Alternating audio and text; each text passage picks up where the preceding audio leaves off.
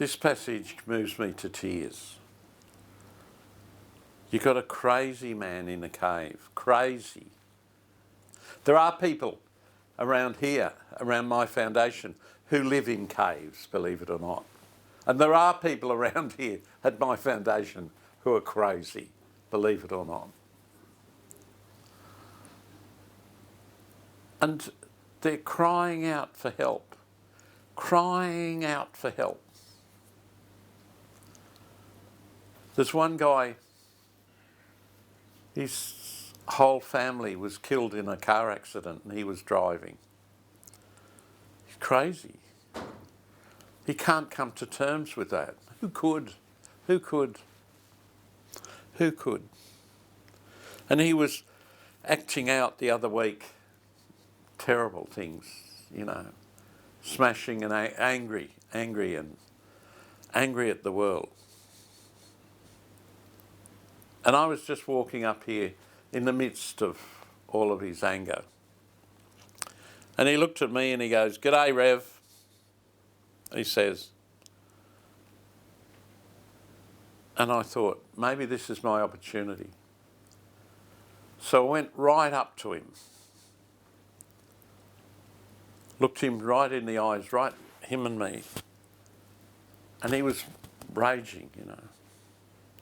I put my arms around him and I said,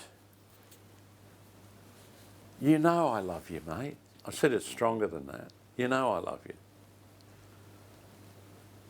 And I held him and his eyes for a second softened, you know.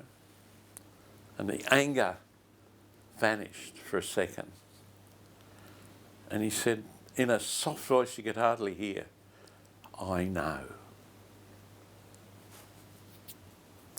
Like, that's not as, whatever the word is, that's not as big as the madman healing. But for one second, that guy felt relief from all his guilt. That's the magic of love.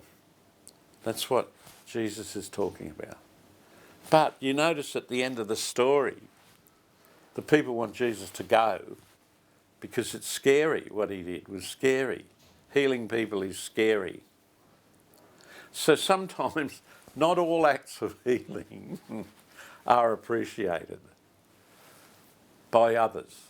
But I know in this guy's mind, for just a second, he felt a peace.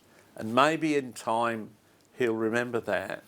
And maybe in time he'll be able to come to terms a bit and not act out like he does all the time. Amen.